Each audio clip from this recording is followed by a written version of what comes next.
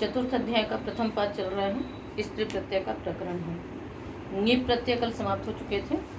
आज हम लोग ङीश प्रकरण प्रारंभ करेंगे। यद्यपि एक सूत्र कल आपने ङीश का पढ़ा था ना, अन्य तो ङीश, तो वो पूर्व सूत्र से संबंधित था। जहाँ ङीप नहीं होगा वहाँ पर ङीश हो जाएगा, किंतु मुख्य रूप से जो ङीश का प्रकरण है वो यहीं से प्रारंभ होता है।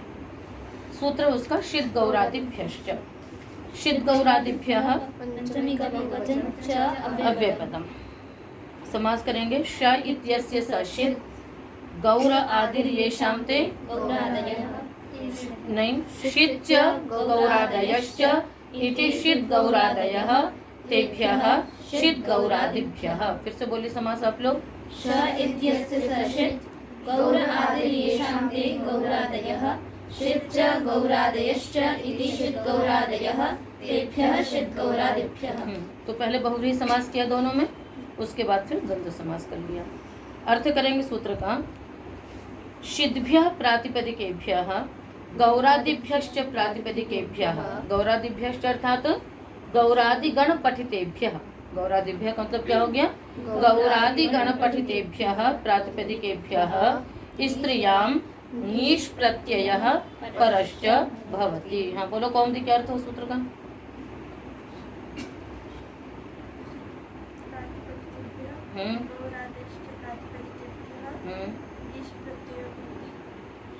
कुत्र भवति?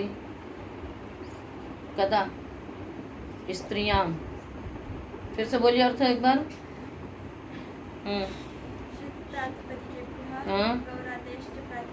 गौरादयश्च नहीं, गौरादि गण पठितेभ्यः।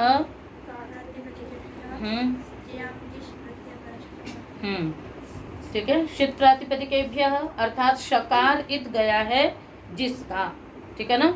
और गौरादिगण जो पठित, तो शीत जो है वो प्रातिपदिक भी हो सकता है और प्रत्यय भी होगा।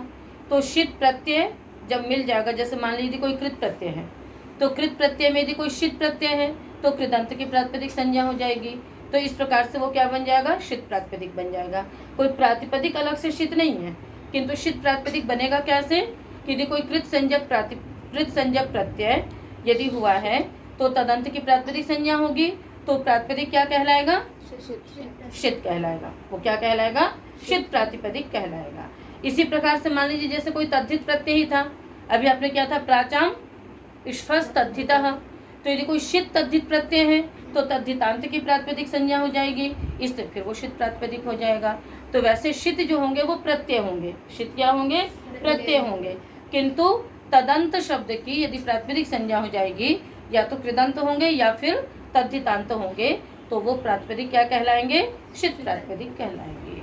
और गौरादिगण पठित है ही, तो गौरादिगण गण पाठ में है, तो गौरादिगण पठित प्रातिपदिकों से और शीत प्रातिपदिकों से स्त्रीलिंग में ङीश प्रत्यय होगा। उदाहरण जैसे शीत का नर्तकी, रजकी, खनकी, ये आप लोग उसमें पढ़ चुके हो ना, श प्रत्यय में।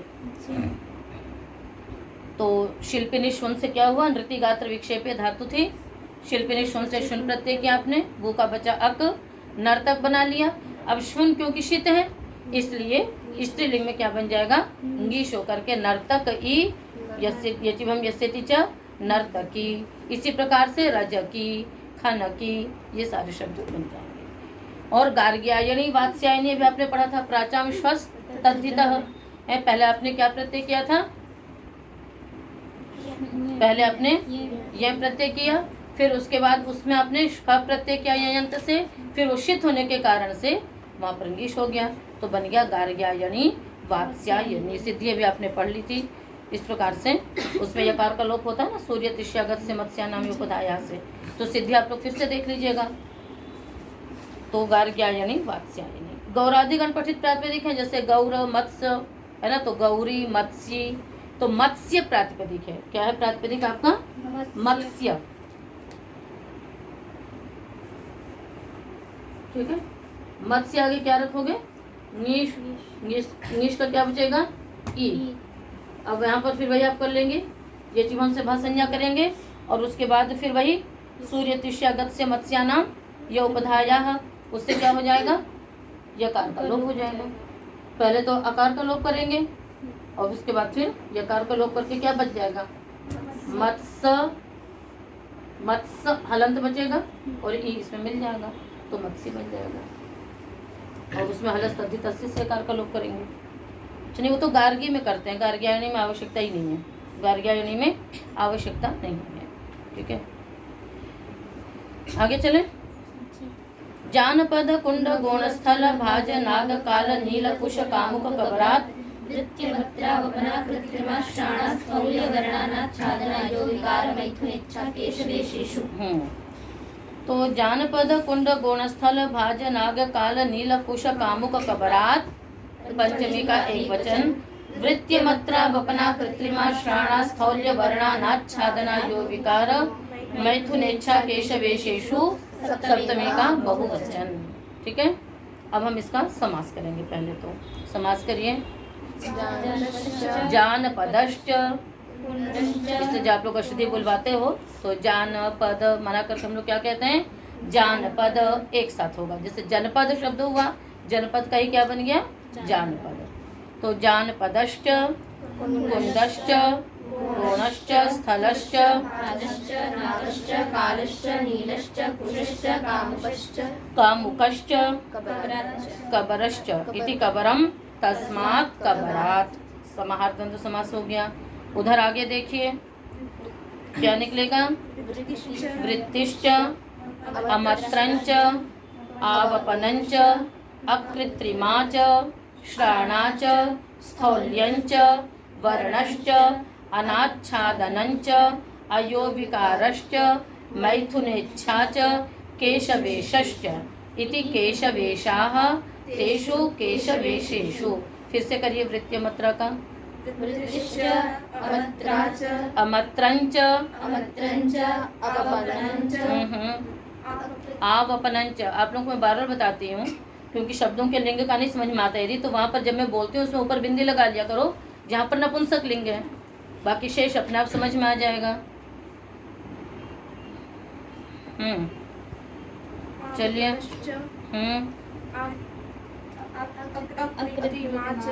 श्राणाच स्थौल्यंच वर्णश्च अनाच्छादनंच अनाच्छादनंच। जो ल्युट प्रत्ययांत हैं वो निश्चित रूप से नपुंसक लिंग होंगे। हाँ, केशवेशश्च इति केशवेशाः तेषु केशवेशेषु। हाँ, तो ये कितने हैं गिनिए? जानपद कुंड गोण स्थल भाज नाग काल नील कामुक कबर। कितने हो गए? कबरा नहीं, कबर है ना, 11 हैं ये। ठीक है, तो 11 ही प्रातिपदिक हैं और 11 ही अर्थ हैं। ठीक है, तो आप अर्थ वो बना लीजिए कि इत्येतेभ्यः प्रातिपदिकेभ्यः यथा संख्यम इत्येतेषु अर्थेषु स्त्रियां ङीष् प्रत्यय परश्च भवति। अब परिगणन करिए सबका। हाँ चलो। जानपद कुंड गुण स्थल भाज नाग काल नील कुश कामुक कबर कबर कबर इत्येतेभ्यः प्रातिपदिकेभ्यः वृत्ति यथा संख्यम वृत्ति मत्र नहीं अमत्र अवपन आवपन आवपन अकृत्रिमा श्राणा स्थौल्य वर्ण अनाच्छादन अनाच्छादन। ध्यान से सुना करो जब बोलते हैं, 3 बार बोल चुकी हूँ फिर भी आप लोग आगे पीछे आ कर रही हैं। हाँ, अनाच्छादन अयोविकार मैथुनेच्छा केशवेश इत्येतेषु अर्थेषु स्त्रियां नीष् प्रत्ययः परश्च भवति। फिर से बोलो। फिर जान अलग कर दिया।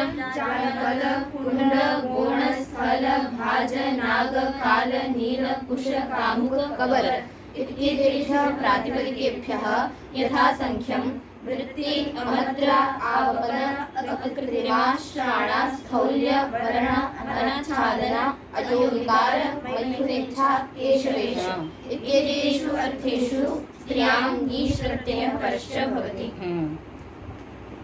जानपद कुंड गोण स्थल भाज नाग इत्यादि प्रातिपदिकों से यथासंख्य इन अर्थों में, यदि ये अर्थ हो रहे होंगे तभी होगा, अन्यथा नहीं होगा। तो इन्हीं अर्थों में स्त्रीलिंग में विकल्प से इंगिश प्रत्यय होता है। ठीक है, और यदि इंगिश प्रत्यय नहीं होगा तो जहाँ जो प्राप्त है वो हो जाएगा। ठीक है, कहीं ङीप होगा, कहीं टाप होगा, जैसा होगा वैसा होता रहेगा। तो बनाएंगे जानपदी। ठीक है ना। वृत्ति मतलब क्या होता है? आजीविका। वृत्ति मतलब क्या होता है? आजीविका। तो जानपदी का अर्थ हो जाएगा आजीविका। तो जानपद शब्द से ङीश प्रत्यय होकर के बनेगा जानपदी। तो जब ङीश होगा तो अंतोदात्त रहेगा, यही तो लाभ है। ङीप होने पर ङीप अनुदात्त हो जाता तो आद्युदात्त शब्द बनता। अब ये क्या होगा? अंतोदात्त रहेगा। तो शब्द कैसा रहेगा? जानप अनुदात्त दी उदात्त। और वैसे क्या बनेगा? जानपति। वैसे क्या हो जाएगा? ङीप हो जाएगा। वैसे क्या रहेगा? ङीप रहेगा। तो तब आद्युदात्त शब्द रहेगा। तो जा उदात्त शेष अनुदात्त होकर के नस्वरित हो जाएगा। इस चीज को आप एकदम दिमाग में सेट कर लीजिए कि एक पद में एक ही उदात्त होता है। यदि आदि उदात्त होगा तो शेष अनुदात्त होंगे, तो उदात्त से उत्तर अनुदात्त स्वरित रहेगा। यदि अंतोदात्त होगा तो पहले के सारे अनुदात्त हो जाएंगे। तो एक पद में एक ही उदात्त होता है, और ज्यादातर शब्द या तो अंतोदात्त होते हैं या फिर आद्युदात्त होते हैं, कहीं कहीं मध्योदात्त होता है। ठीक है ना। या तो प्रत्यय उदात्त होगा या फिर प्रत्यय अंतोदात्त होगा। तो इस कारण से प्रायः करके शब्द अंतोदात्त बनते हैं। आगे तो वृत्ति माने आजीविका। तो यहाँ पर केवल ङीप और ङीश में स्वर में अंतर रहेगा। आगे चलिए कुंडी। ठीक है ना। कुंडी मतलब अमत्र। अमत्र अर्थ में कुंडी बन रहा है। अमत्र माने क्या होता है मालूम है? आ तो चुका है। यावद अमत्रम ब्राह्मणान आमंत्र यस्व समास किया था। अमत्र माने पात्र। अमत्र माने पात्र।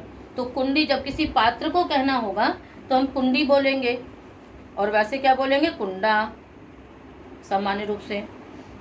ठीक है। आवपन। आवपन मतलब जिससे ढक दिया जाए, है ना। तो गोणी, बोरी। गोणी का बोलते हैं ना, गोणी माने तो गोणी काम आने तो जब बोरी को कहना होगा तो गोणी बनेगा, वैसे गोणा बनेगा। इसी प्रकार से अगला शब्द क्या है? स्थल। और अर्थ क्या है? आवपन से क्या आगे अर्थ क्या निकल रहा है? अकृत्रिम। आगे क्या निकल रहा है? अकृत्रिम। तो कृत्रिम और अकृत्रिम। कृत्रिम माने क्या होता है? बनावटी, और अकृत्रिम माने क्या होता है? स्वाभाविक। ठीक है ना। तो जैसे पहाड़ इत्यादि कुछ लोग क्या करते हैं? बनावटी भी, मतलब कुछ पत्थर उत्थर लगा करके कृत्रिम पहाड़ भी बना लेते हैं, और एक क्या होता है? स्वाभाविक होता है। तो जो अकृत्रिम, अकृत्रिम यानी स्वाभाविक। ठीक है ना। तो स्थली, तो जो स्वाभाविक प्राकृतिक जगह होती है, ऊंची स्थान है, उनको हम कहेंगे स्थली। तो प्राकृतिक स्थल, और उस वही यदि प्राकृतिक यानी स्वाभाविक है तो उसको हम क्या कह देंगे? स्थली। और यदि वो स्वाभाविक नहीं, यदि बनाया हुआ है, तो उसको क्या कह देंगे? स्थला। आगे भाजी। ठीक है ना। भाजी क्या है? वहां पर आया श्राणा। श्राणा मतलब पकी हुई। श्राणा मतलब क्या होता है?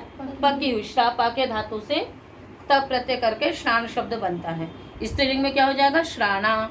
तो जो पकी हुई सब्जी होती है, बोलते हैं ना भाजी। भाजी बोलते हैं, हिंदी में प्रसिद्ध हो गया शब्द, किंतु वस्तुतः भाजी आपका यहीं से है ये। तो जो पकी हुई सब्जी होती है उसको क्या बोलते हैं? भाजी। ठीक है। तो भाजी मतलब पकी हुई सब्जी, और वैसे क्या रहेगा? भाजा। अब वो जो भी होगा। नागी।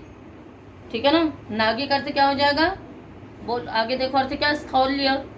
ठीक है ना। तो मोटी, है ना। तो कोई भी किसी मोटी स्त्री को या मोटी वस्तु को ही उस प्रकार की, तो उसको कहेंगे नागा, नहीं नागी, और वैसे नागा। इसी प्रकार से अगला क्या है?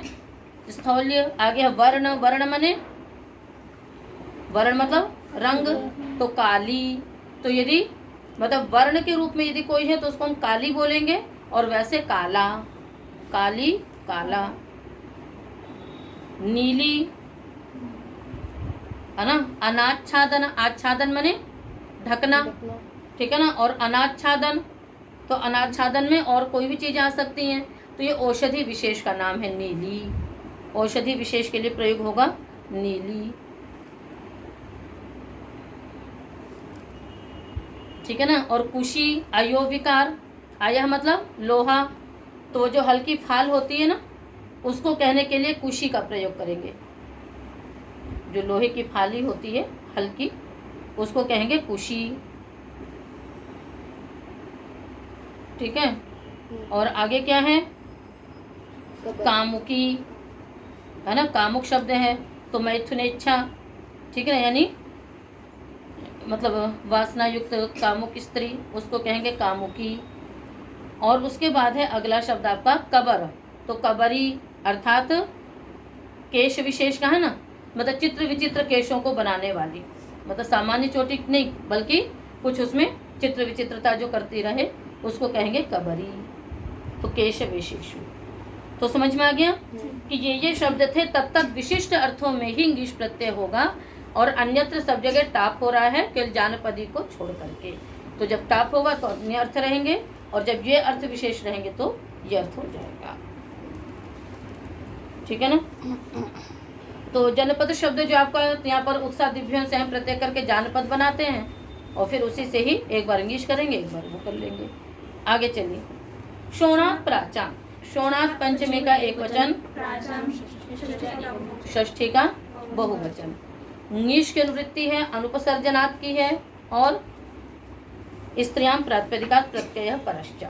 अर्थ करेंगे सूत्र का, अनुपसर्जनात् शोण प्रातिपदिकात् स्त्रियां ङीश प्रत्यय भवति प्राचाम आचार्याणाम मतेना, ठीक है। अनुपसर्जन शोण प्रातिपदिक से प्राचीन आचार्यों के मत में क्या होता है, स्त्रीलिंग में ङीश प्रत्यय होता है, अन्यत्र टाप होगा।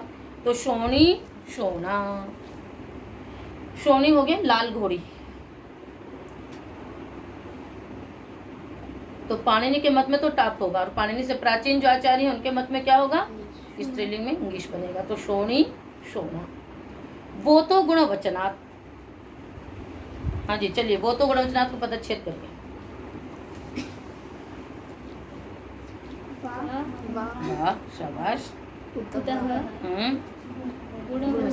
गुणवचनात्। वा अव्ययपदम, उतः पंचमी का एक वचन, गुणवचनात् पंचमी का एक वचन। समास किस में होगा, नहीं होगा, गुणवचनात् में होगा। क्या होगा, नहीं, गुणवचनों का समास एक ही जैसा होता है सब जगह, पढ़ चुके हो, पूर्ण गुणवचन। गुणवचन शब्द का समास कैसे होता है हमेशा याद रखना आपको, गुणम, इसीलिए कहते हैं कि सूत्रार्थ दोहराते रहा करो, उसका समास पदच्छेद विभक्ति दोहराते रहा करिए। जहाँ भी कहीं गुणवचन शब्द का समास होगा सब जगह गुणम उक्तवन्तः इति गुणवचनाः या गुणम उक्तवान इति गुणवचनः। और एक दिक् शब्द का समास हमेशा होगा दिशि दृष्टः दिक् शब्द है ना, दिशि दृष्टः इति दिक् शब्दः। और गुणवचन का समास होगा गुणम उक्तवान इति गुणवचनः, बहुवचन होगा तो गुणम उक्तवन्तः अन्यथा गुणम उक्तवान, इसको हमेशा याद रखिएगा। तो गुणम उक्तवान इति गुणवचनः, गुणम उक्तवान गुण को कह चुका, अब किसको कह रहा है, द्रव्य को कह रहा है। बात समझ में आई। गुणवचन शब्द कौन से होते हैं, जो सुनने में तो आपको लगते हैं कि गुणवाची शब्द हैं, ये जैसे पटु, मृदु है ना, शुक्ल, कृष्ण, ये सब शब्द क्या है आपके गुणवाची लगते हैं, किंतु नहीं, ये गुण को कहने के बाद गुण को कह लेते हैं और अब किसको कहते हैं, प्रयुक्त किस में होते हैं, द्रव्य को कहने में होते हैं। हम कहते हैं ना कि यह सफेद है, शुक्लम वस्त्रम, तो वैसे शुक्ल शब्द क्या है, गुणवाची शब्द है, किंतु अभी ये किसको कह रहा है, शुक्लम वस्त्रम, किसको कह रहा है, द्रव्य को कह रहा है, वस्त्र को कह रहा है, इसलिए ये शब्द क्या कहलाते हैं, गुणवचन। तो इसलिए इसको हम विग्रह क्या करेंगे, इसका गुणम उक्तवान इति गुणवचनः, गुण को कह चुका, अब किसको कह रहा है, द्रव्य को कह रहा है। पटु, अयम पटु वर्तते, तो वैसे तो पटु शब्द है, तो पटु मैंने चालाक होता है, वैसे पटु का अर्थ क्या होता है, चालाकी, किंतु अब वो किसको कह रहा है, चालाक को कह रहा है, तो वो कौन है, द्रव्य है। तो यहाँ होता क्या है, वस्तुतः गुणवचनेभ्यो मतुपो लुक, गुणवचन शब्दों से क्या हो जाता है, पहले मतुप प्रत्यय हो जाता है और फिर उसका क्या हो जाता है, लुक हो जाता है, उसका क्या हो जाता है, लुक हो गया। तो मतुप प्रत्यय किस अर्थ में होता है, पटु अस्य अस्ति, पटु जैसे गावः सन्ति अस्य, तो वह इसमें है, यानी पटु गुण इसमें है, शुक्ल गुण इसमें है, मतलब ऐसा क्यों होता है, गुणवचन शब्द कैसे बनते हैं कि शुक्ल शब्द वस्तुतः सफेद गुण को कहता है तो द्रव्य को कैसे कहने लगता है। तो इसके लिए ये प्रक्रिया होती है कि इसमें हम मतु प्रत्यय कर लेते हैं और मतु प्रत्यय करके क्या कर देते हैं, उसका लुक कर देते हैं। तो प्रत्यय का अर्थ तो आ गया कि सफेदी इसमें है, पटु यह है, तो तदस्यास्ते स्मृति मतुप, मतवर्त भी आ गया और मतुप का क्या हो गया, लुक भी हो गया। तो हमको क्या दिखाई दे रहा है, वो शब्द गुणवाची दिख रहा है, पर वस्तुतः गुणवाची नहीं होता है। वो क्या होता है उस समय, द्रव्य। पर सीधे द्रव्यवाची नहीं कह सकते हैं क्योंकि वो गुण को लेता हुआ होता है, इसलिए हम उसको गुणवचन शब्द कहते हैं। अब आगे हमेशा याद रखिएगा, जहाँ भी अष्टध्यायी में गुणवचन शब्द आएगा उसका विग्रह क्या करेंगे, गुणम उक्तवान इति गुणवचन। हाँ ठीक है, और यदि बहुवचन में होगा तो गुणम उक्तवन्तः इति गुणवचन। हाँ आ गया समझ में। चलिए आगे, अब अर्थ भी कर दीजिए। अब आप ही लोग अर्थ करिए। उतः भी पंचमी है और प्रातिपदिकात भी पंचमी है, गुणवचनात् भी पंचमी है, अनुपसर्जनात् भी पंचमी है। सबको विशेष विशेषण जोड़ दीजिए।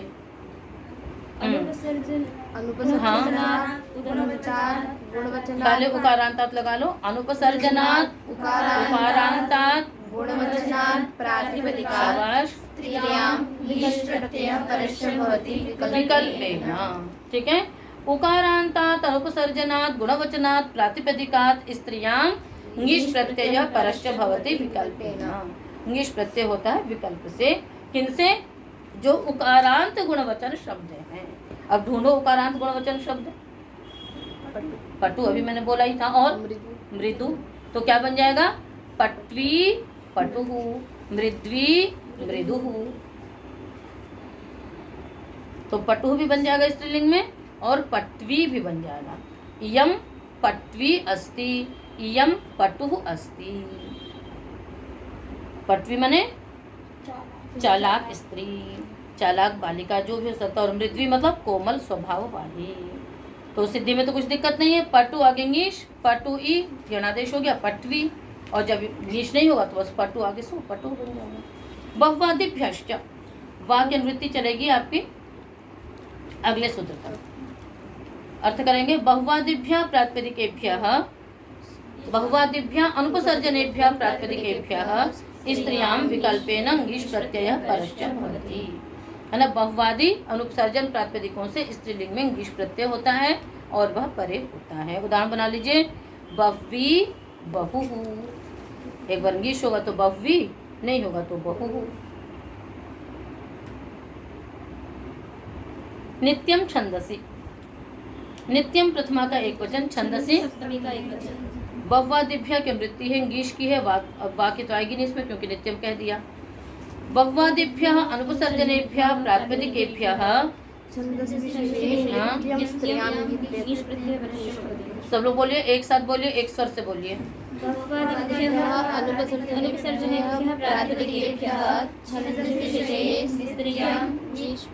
स्त्रियां नित्यम ङीष् प्रत्ययः परश्च भवति। आवाज धीमे क्यों हो जाती है, डर क्यों लग जाता है, फिर से बोलिए।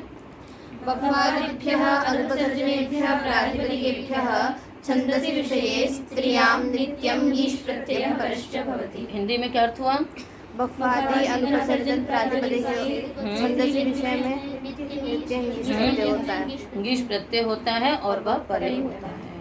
उदाहरण बना लेंगे, बह्वीषु हित्वा प्रपिबन। तो प्रयोग देखिए आपका, बह्वीषु, तो वेद विषय में नित्य बह्वी में ङीष् प्रत्यय ही दिखाई देता है। तो बह्वीषु ये प्रयोग बन रहा है। भुवश्च, भुवः पंचमे का एक वचन, अर्थ करिए। अनुवृत्तियां हैं, नित्यम छंदसी, अनुपसर्जनात् तो चल ही रहा है। छंदसि विषये स्त्रियां अनुपसर्जनात् भुवः प्रातिपदिकात् नित्यं ङीष् प्रत्ययः परश्च भवति। बोलिए अर्थ फिर से। छंदसि विषये अनुपसर्जनात् भुवः प्रातिपदिकात् नित्यं स्त्रियां ङीष् प्रत्ययः परश्च भवति। हाँ, छंदसि विषये अनुपसर्जनात् भुवः प्रातिपदिकात्, अनुपसर्जन भू प्रातिपदिक से नित्य ही स्त्रीलिंग में ङीष् प्रत्यय होता है। उदाहरण है, विभ्वी च, प्रभ्वी च। तो भू प्रातिपदिक का अर्थ यहाँ पर क्या हो जाएगा, भू अंत वाले, तो विभ्वी च प्रभ्वी च संभ्वी च, ये सब प्रयोग आते हैं। विभ्वी प्रभ्वी संभ्वी। तो विभु आगे ङीश का ई यणादेश हो गया, क्या बन गया? विभ्वी।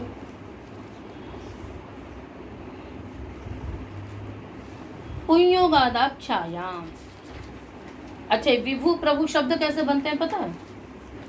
सिद्धि पढ़ चुके हो। विप्र संभ्यो संज्ञायाम, उससे डू प्रत्यय हो गया तो विभु बन गया। विभु प्रभु शंभु, उसी को यहाँ पे ले लिया गया। पुंयोगादाख्यायाम, पुंयोगात पंचमी का एक वचन, आख्यायाम सप्तमी का एक वचन। पुंसा योगः पुंयोगः, योगः माने संबंधः।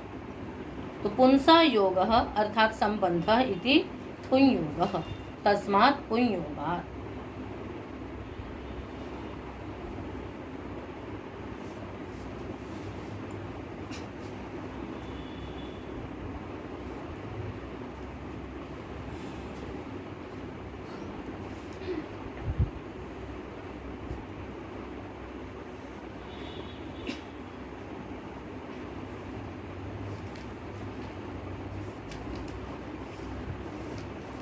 चलिए अर्थ करेंगे। पुंयोगात का अर्थ क्या हो जाएगा? पुन संबंध कारणात्, है ना। पुन संबंध कारणात् अर्थात पुरुष संबंध कारणात्। पुंसा योग अर्थात पुरुषेण योग, तो उसको आप और स्पष्ट कर दीजिए, पुरुष संबंध कारणात्। ठीक है, तो पुंयोगात अर्थात पुरुष संबंध कारणात् अनुपसर्जनात्, है ना, पुंसः आख्याभूतात्। और क्या अर्थ बढ़ा दोगे?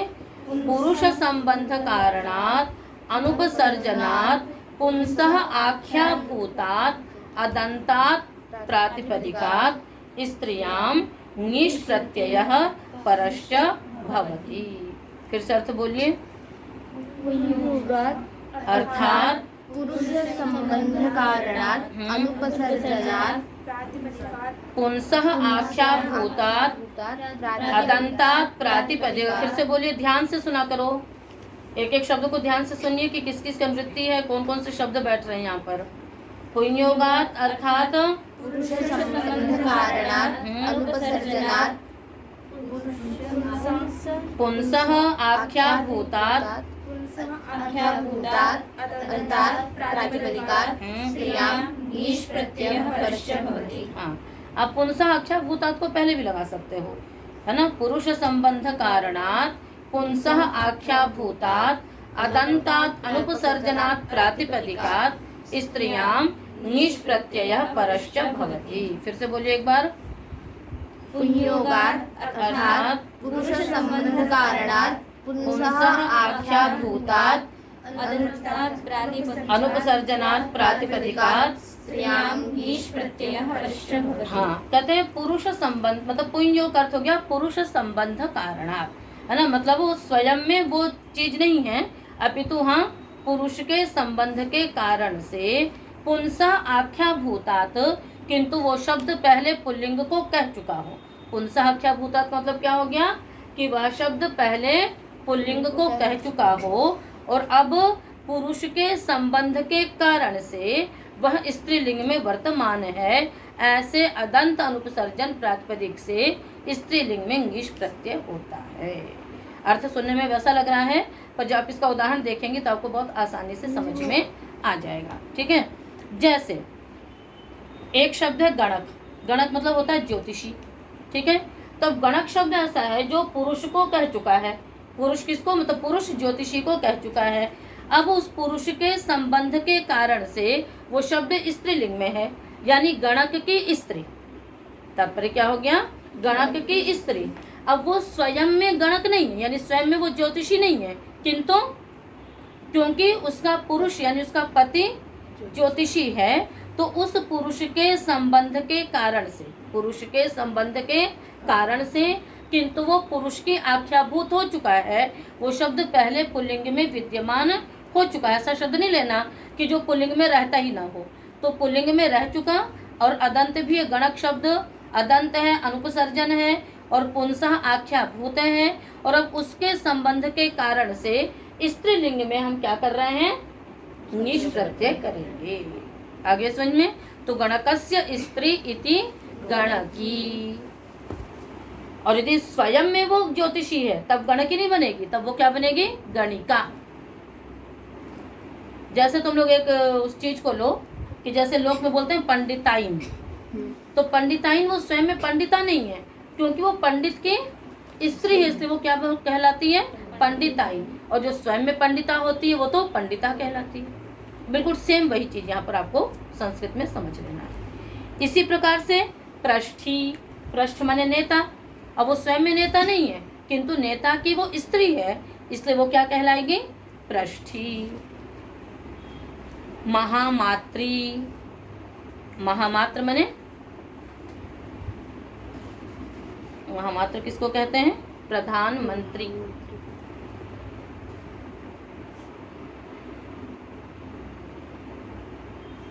ठीक है ना? तो महामात्र हो गया प्रधानमंत्री, और उसकी स्त्री जो होगी वो क्या कहलाएगी? महामात्री। और रसी प्रचरी। अब जो वस्तुतः नेता होती है उसको हम नेत्री बोलते हैं। ठीक है ना? तो बस यही यहाँ पर कि मतलब पुरुष संबंध के कारण से वो उसमें हमें स्त्रीलिंग में इंगिश प्रत्यय करना है, और जब वो स्वतः उन गुणों से युक्त होगी तब तो टाप इत्यादि प्रत्यय होंगे, और वो शब्द पुल्लिंग में प्रयुक्त होना चाहिए। ऐसा नहीं कि कोई भी शब्द ले लेंगे, तो पुल्लिंग में प्रयुक्त होना चाहिए, वो शब्द पहले प्रयुक्त हो चुका हो, और संप्रति उसके संबंध के कारण से स्त्रीलिंग में उस शब्द का हमें प्रयोग करना है, तो उसमें क्या कर देंगे? इंग्लिश प्रत्यय करेंगे। और यदि स्वतः में यदि होगी तब वो क्या बनेगी? तब वो गणिका, पृष्ठा, इस प्रकार से प्रयोग होगा। बस समझ में आ गई? हाँ, यहाँ पे अदंत की तो वृत्ति नहीं आ रही।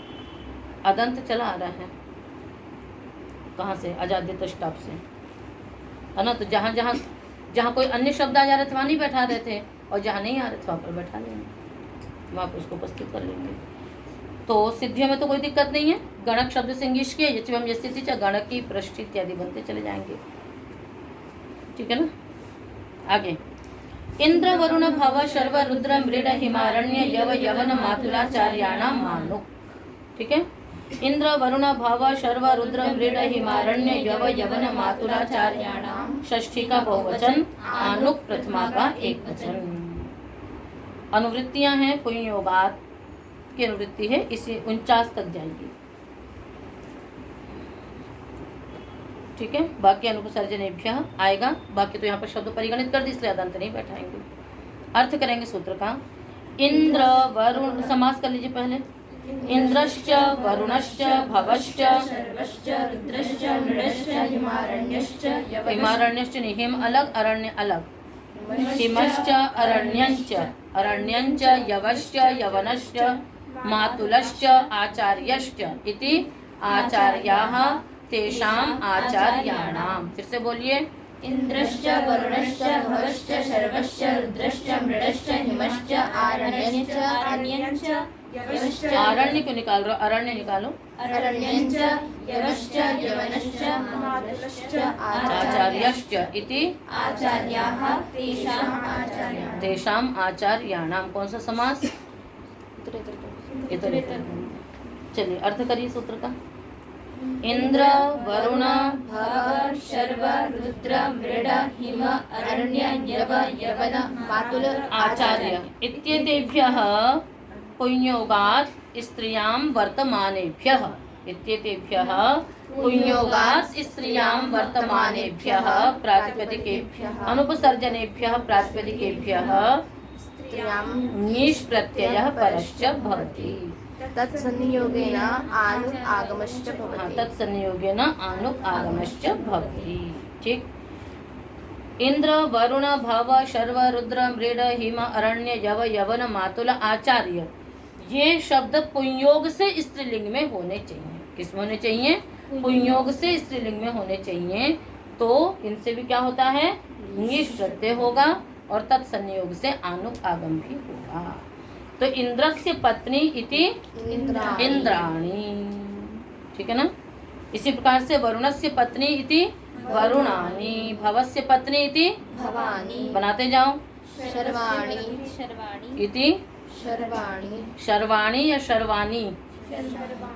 शर्वाणी। ठीक। आगे रुद्रस्य पत्नी इति रुद्राणी मृडानी हिमस्य पत्नी हिमानी अरण्यानी यवानी यवनानी मातुलानी आचार्यानी।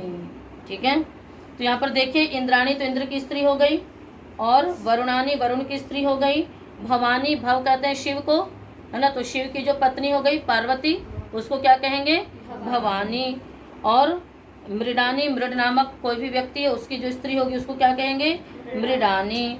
ठीक है ना, और हिमानी। ठीक है ना, तो जो एक वार्तिक लिख लो, हिमारण्ययोर महत्वे, हिमारण्ययोर महत्वे। ठीक है, कि हिम और अरण्य शब्द जो हैं वो हिम की पत्नी और अरण्य की, अरण्य माने जंगल, हिम माने पर्वत, वो बर्फ, तो बर्फ की पत्नी तो होगी नहीं, तो यहाँ पर किससे होगा, तो यहाँ पर जब उनका महत्व यानी जैसे उनका घनत्व, तो हिम मतलब जैसे बहुत घना बर्फ, बहुत कड़ा बर्फ होगा उसको हिमानी बोलेंगे, और बहुत घना जंगल जो होगा उसको क्या बोलेंगे अरण्यानी बोलेंगे। यहाँ पर तत्संयोग से उसकी स्त्री नहीं ली जाएगी, बल्कि यहाँ पर हिम और अरण्य का वैपुल्य अर्थ विवक्षित होगा। तो विपुलता किस में लेना है घनत्व में।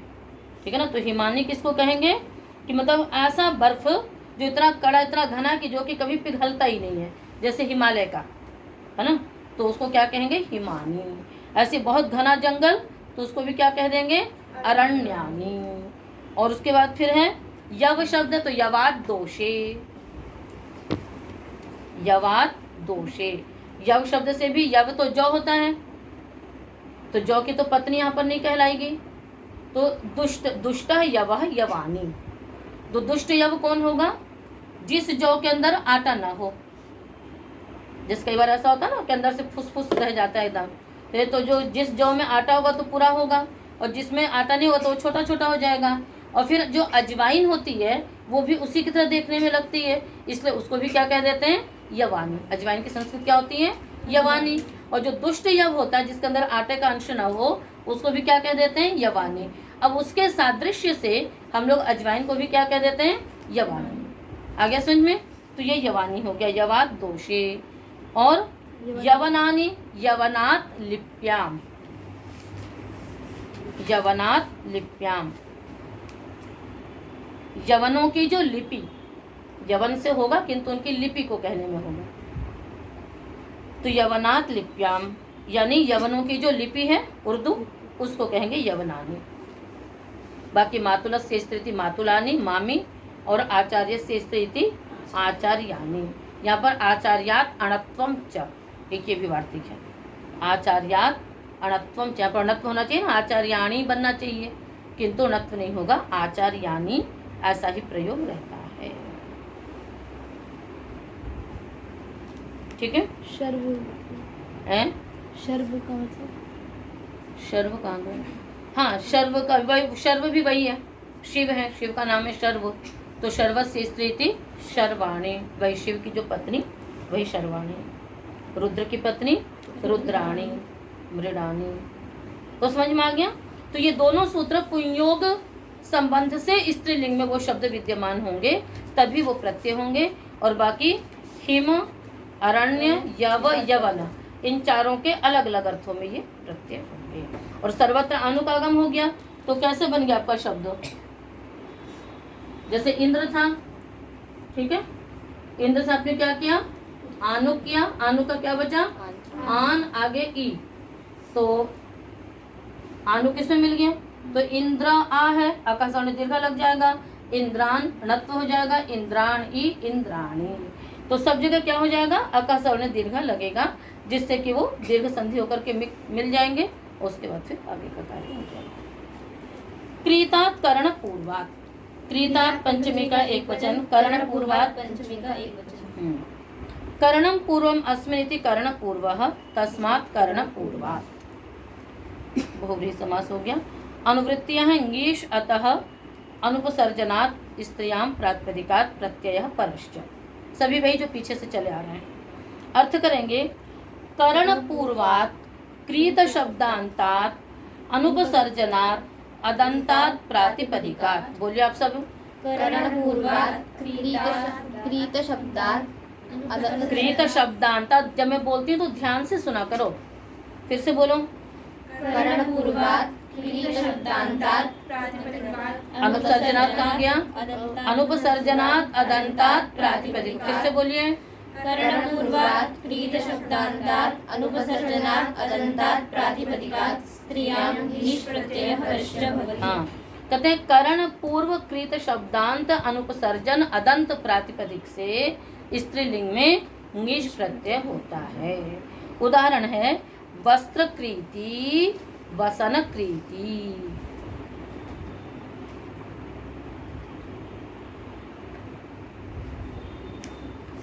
है ना, तो वस्त्रेण क्रीता, वस्त्रेण क्रीता या सा वस्त्रकृति, वस्त्र के द्वारा खरीदी हुई। तो वस्त्र करण पूर्व हो गया, वस्त्रेण क्रीता इति वस्त्रकृति। इसी प्रकार से वसन तो होता है ना कि कपड़े इत्यादि देकर के भी तो उसके बदले में वस्त्र के द्वारा बर्तन इत्यादि खरीदते हैं। अभी भी ये सब प्रचलन है, पता नहीं तुम लोग की तरफ होता है कि नहीं होता है, पर पुराने वस्त्र दे करके उसके बदले में मिट्टी के जार वगैरह ले लिए जाते हैं, स्टील के ही बर्तन मिलते हैं। है तो वस्त्र के द्वारा कोई वस्तु खरीद ली गई, तो वस्त्रकृति, वसनकृति। तो पहले आप समास कर लोगे, वस्त्रेण क्रीता, वस्त्रटा कृत, समास करके कर्तृकर्ण कृता बोलम से, उस वक्त फिर वस्त्रकृत शब्द बन जाएगा। तो ये करण पूर्व है, अदंत है, इससे ङीश हो जाएगा, बन जाएगा वस्त्रकृति, वसनकृति। ठीक है। कृतादल्पाख्यायाम, तात पंचमी का एक वचन, अल्पाख्यायाम सप्तमी का एक वचन। कर्ण पूर्वात्य वृत्ति है, क्यावन तक जाएगी। चलिए अर्थ करिए सूत्र का आप लोग। पहले कर्ण पूर्वात लगा लो। पूर्वात् तान्तात् शाबाश। अदन्तात् अनुपसर्जनात् प्रातिपदिकात् स्त्रियां ङीश प्रत्ययः परश्च भवति। अल्पाख्यायाम गम्यमानायाम, फिर से बोलिए। करणपूर्वात् तान्तात् अनुपसर्जनात् अदन्तात् प्रातिपदिकात् स्त्रियां ङीश प्रत्ययः परश्च भवति। अल्पाख्यायां गम्यमानायाम्। अल्प की आख्या मतलब थोड़ी चीज कही जा रही हो तो कर्ण पूर्वक तांत प्रातिपदिक से स्त्रीलिंग में क्या होता है? ङीश प्रत्यय होता है और वह परे होता है। उदाहरण है इसका, अभ्र विलिप्ति द्यहु सूप विलिप्ति पात्री। कर्ण पूर्वक तांत प्रातिपदिक से प्रत्यय होना है आपका। तो अभ्रेण विलिप्ता द्यहु इति अभ्र विलिप्ति द्यहु। अभ्र मने बादल, अभ्र मने क्या होता है? बादल। तो अभ्र विलिप्ति द्यहु कैसे बादल को कहेंगे पता है? अल्प की आख्या होनी चाहिए और अभ्र मने बादल। तो ऐसा आकाश, ऐसा द्युलोक जिसमें थोड़े छिटपुट बादल हो बस, तो थोड़े बहुत बादलों से युक्त। अभ्रेण विलिप्ता इति अभ्र विलिप्ति द्यहु। आगे समझ में? ऐसे सूपेन विलिप्ता पात्री इति सूप विलिप्ता पात्री। तात्पर्य क्या हो जाएगा? जिसमें थोड़ी सी दाल लगी हुई है। ठीक है ना। यदि आपको कहना हो कि क्या दाल है, आम सूप विलिप्ति पात्री वर्तते, थोड़ी सी दाल है। तो थोड़ी आख्या कहनी हो तो, और अभ्रेण विलिप्ता, सूपेन विलिप्ता, विलिप्त मतलब लगी हुई, थोड़ी बहुत विद्यमान। तो ऐसे मतलब थोड़े बहुत मेघ छाए हुए हैं, बादल छाए हुए हैं, ऐसा जो द्युलोक, उसको क्या कह देंगे? अभ्र विलिप्ति द्यहु। थोड़ा बहुत पात्र में दाल है तो उसको क्या कह देंगे?